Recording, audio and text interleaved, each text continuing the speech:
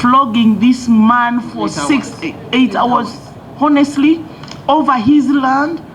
Flogging, you know, it's inhuman and degrading treatment. And I know, General, you are there with us on that platform. Actually, I thought of sending it to you, then I remembered, oh, we are together in this. So it's the only annoying thing. Not only that, the people of that place are complaining that the man, General, is taking all their land. He just comes in the morning, surrounds all of you, chases you away. He has become impossible. Let him come back to us in West Nile, other than killing the people of Kiryandongo. That part of Bonyoro, there was one LC1 that was being flogged seriously by the local people. And I think it was on the order of General Taban Amin that the LC1 actually trespassed in one of the land of the investor that was near his place. And community were really terribly beating the man on the order of the general. So I was also wondering whether you're aware of that and perhaps what action maybe has been taken.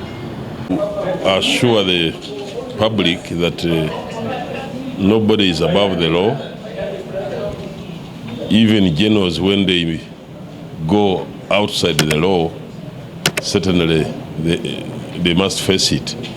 So we are going to investigate the issue of General Taban, and when we found him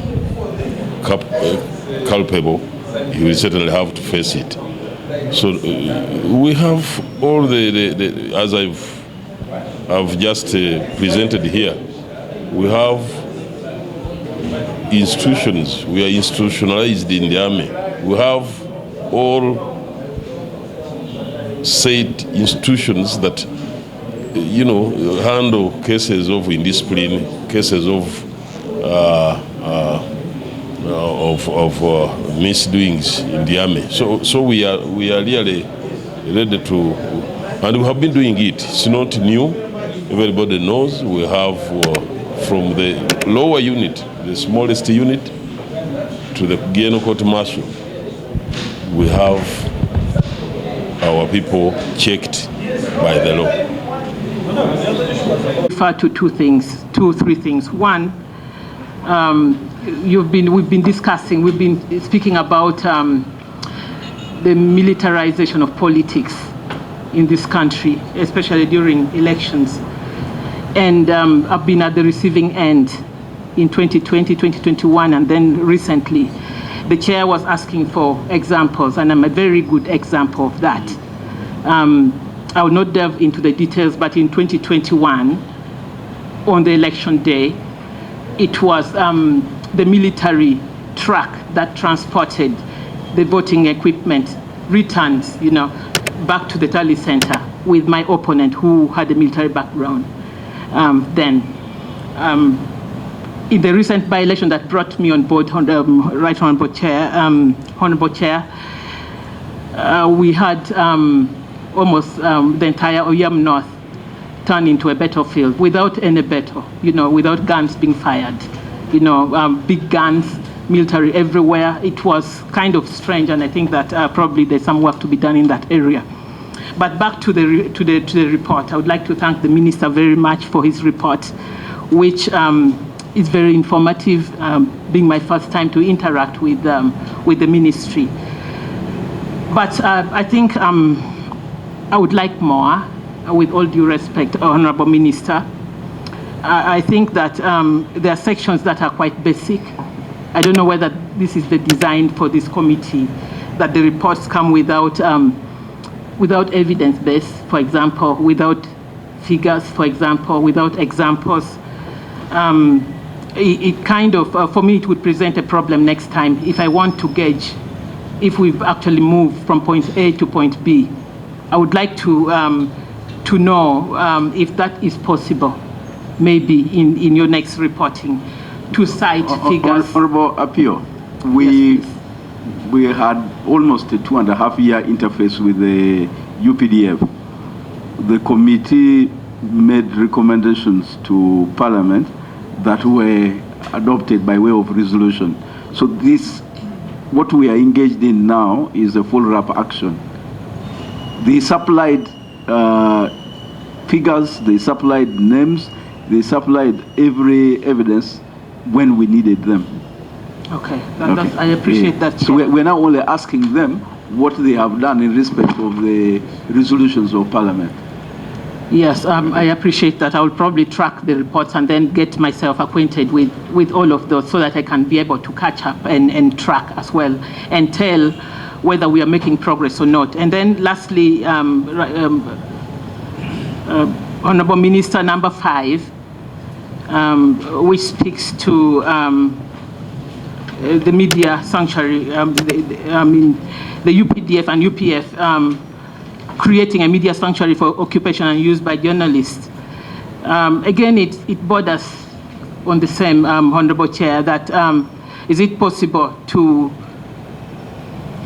cite examples, to give figures? I'm still on the same, but I will probably look at the historical records and see, and then probably if I still have questions, I can come back to that. And then lastly, on the disabilities, I was just wondering, this is a question, Honorable Minister, I'm wondering whether all of the available positions in the military are meant to go to the field, to fight, to confront the enemy. Are there departments or desks that can, yes, that I'm speaking for him, you know, persons with disabilities. Are there desk-based positions that can absorb some of our people without discrimination, so that we account for, we cater for persons with disabilities and other categories as well who might not qualify, like myself, without a tooth? Thank you very much. Yes, Chair, on that one, before even we go further, we, you know, just go right ahead, and then we shall have. Yeah, there was in war situations, combat situations, created a lot of people with. I could jump from. I jumped through. You know, you can't believe what I did, but because I'm almost like a mlalo, I was able to jump and maneuver and come out. I don't take offense for that word, by the way. And you know, when they saw, I said, I'm NRM, I'm member of parliament. If you can beat my brother, what would you do to opposition? I need you more than anybody. And they say, oh, honorable, and they drove away. This is discipline. They would, if it was those days of, they would even flog both of us. So I want to appreciate you for discipline. It's a really highly disciplined army we have. I would even prefer army to police. Without army, for me, I would not have been in parliament. Because Terego stayed for 3 days, they could not declare our results until Brigade 409 drove and said, what's happening? What you are hearing in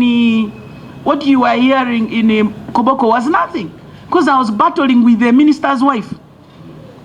So Army said, we need the NRM results. I owe you. But this does not mean that you cannot compensate me. and now I'm requesting for a barracks in Terego. Kindly, I need a barracks in Terego. We have a lot of challenges with Madiokolo. The fact that 2 refugee camps in Terego were named after Rhino camp, which is in Madiokolo. Madiokolo is asking, why did you pick a name of our thing to be named in Terego? We cannot even get this money. Ministries are fearing, they don't want to pay us. Money for Terego is going to Madiokolo. You don't understand what is happening in this government. I was threatening, if need be, to marry somebody near a president. Because I suspect this is because my sister, please, the eyes have it.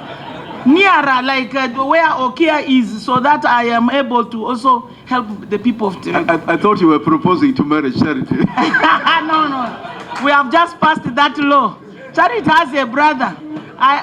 In fact, you are a better option. So because of that, we really need a barracks. You can see the number of police is now very, very few and dwindling. In some of my sub-counties, we have 1 police officer, others we have 2. The highest we have 3. We don't have motorcycles. I want to say, Honorable Minister, it's an insult. You find a minister with the 3 or 2 lead cars. What are you doing with these cars? It is too much. Who needs you? It is too much. We are abusing. Terego has no security. We don't have vehicles for our police. Now you are in defense. This is all under defense. We need vehicles for police. We need vehicles. Actually, why I want army there, maybe we'll have some of these lead cars in, the ones especially for army in Terego, to see to it that the refugees fight a lot. They fight, and the fighting escalates to the host community. Because when they start fighting, others run this way. They come with the bow and arrow, because, you know, and guns. There are so many refugees who come back in the in the camps with guns. So I beg, let's have something in Terego. The road that we pay for, I live in Entebbe. We pay for that road. If you didn't know, we pay. But you stop us from using the road. If the president is passing that way, at times the president is not, by the way, in the car.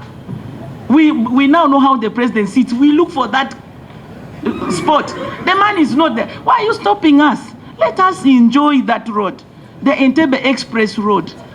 And you are parking vehicles there. These vehicles would be used for other things. Fuel wastage. You see, Muse is so calm. I don't know why you are fumbling. What is the problem? We want to understand why you are insecure more than the president. You are very insecure. Kindly, you let us feel we are Ugandans. And I want to say a word on this thing of international law. Internationally, the so-called people who gave you the international law want to promote and need homosexuality. In Uganda, we said no. I want us to move along that direction. In my culture, we remove teeth as part of beauty. Actually, I'm not beautiful. To have all my teeth, oh, no. This is bad. So the president says colonialism. There is patriarchy. How you put us so down. Mr. Chairman, I admire the honorable. I don't know why it is. Now that you are near president, those things. And the security provided by UPDF, I want to say it is thorough. These arrests, we are saying some people are arrested innocently. For me, before UPDF by the comes for you, they must have found something fishy. There were people whom I knew were innocent, but later on I found they were manufacturing some things similar to bullets. And it's UPDF that can get this information. I want to thank you for being thorough. You are thorough, and I would think those small pockets, you have capacity to close them. Close them, and we move on. This corporal punishment, really, Chair, if you see what I've just sent on our platform, it is annoying. I want you, the culprit is named. I know you are generous, but act like a general. Let's see the general in you. This general who is busy picking people's land, what is this? Busy flogging LCs. Near cancer, you flog for 8 hours, really? What is it? You tell the general, you are spoiling the name of our good NRM government. Our government is doing everything, but some of you, like this general, me, I want to be particular, because I stopped there. The people are annoyed. They have not been beaten once, not twice. This time it was recorded. I want to see justice for the people of Kiryandongo. It is very bad. Your images are tainted. And I know my brother, General Masiko, will really agree with me that that was terrible, because he saw the video. And I want to appreciate you for the dismissal of the kangaroo courts. Your courts have improved. You used to do it alone. You said we got orders from above. From who?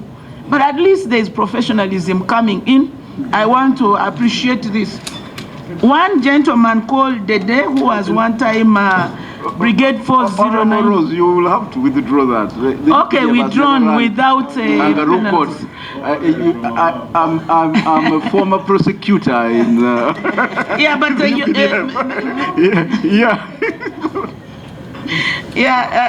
Chair, I want to say that let's continue to improve the courts.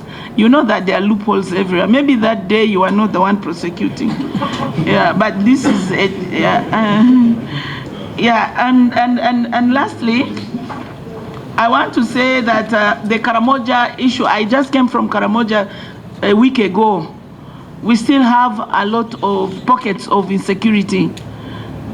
Well, women are still being raped because we had an interface of a girl around 20 years old was raped, multiple by the raiders, but they say that Turkana still come in. So you need to do a little more, and they say we still have the raiders. You would see they are white, they are pale, they are stressed, they didn't know where to go. Women suffer more from these raiders. And also the UPDF, I want to thank you for keeping the cows of the Karamojongs, but they say these cows rarely produce, meaning something is happening. The raiders are raiding and some people are taking, they said if the cows were with them, if somebody gave 40 by now, it should be around 50, 60. But the cows remain 43, 40 something. So they are complaining. This is from Karamojongs. So you try to check those who are keeping. You wait and get the information. If I may ask that this committee, if we are allowed to get down with the cameras, come that day of elections in Dokolo, you will find bad news about how our brothers are conducting themselves. They don't want to miss elections. They want to say that because we are in a ruling government, everything must be in a ruling government. I don't see any country that does not have opposition. The reason why people are beaten there because maybe UPC is strong, FDC is strong, so they want to bring those parties down. No, let us have free and fair elections. If FDC wins, leave it. If NRM wins, no problem. If UPC wins, why do you need to torture? It is very bad and sad to hear such issues from professional. I mean, it is bad. So the other thing I would like to talk about is the issue of the UPDF who died. Honorable Chair, The UPDF who died.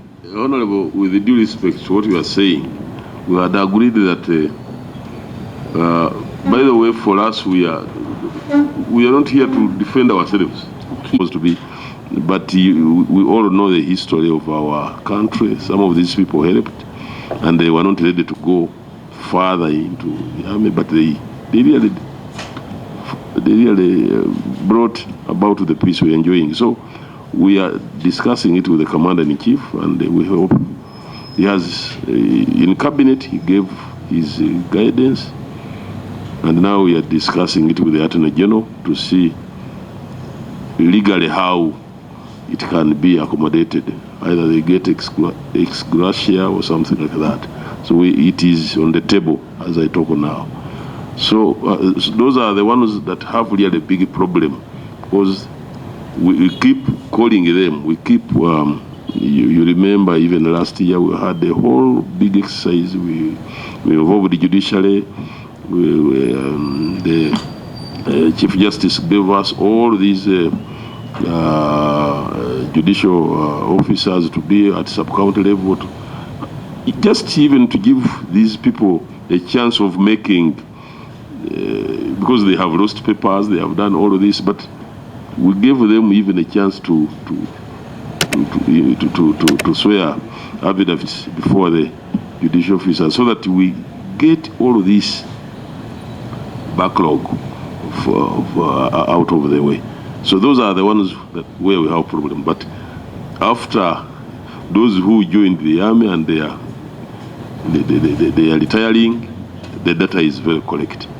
We have no problem. So we are moving on well, and we want to again. We have received these queries since you are short of time. Still, we are going to give answers to them. We are going to write and give answers to them. But nobody is above the law. Whether it's a general who is torturing people, certainly nobody is allowed to torture people in this country. Nobody. So we have to assure the members and the general public that that issue will be investigated. Even from here, it's going to be investigated, and we are going to give our answer in writing about that. What steps we have taken. So, Honorable Chair and members, but I want still to, on compensation, Honorable Vice Chair, really the committee in your powers really have to also help us to make sure that we get this money to pay off these people. Really, we feel bad even as managers. Even the commander-in-chief, we cannot, things, we don't want to show that it's Yame wanting everything, but quietly, somebody who served really should be considered. So the committee can assert itself in this one and help us. So, Honorable Chair, we want to assure Honorable Dokoro. I lived in Dokoro for some time, but I want to assure you, sir, Honorable, that our soldiers, those who are even deployed under the police to do civil work,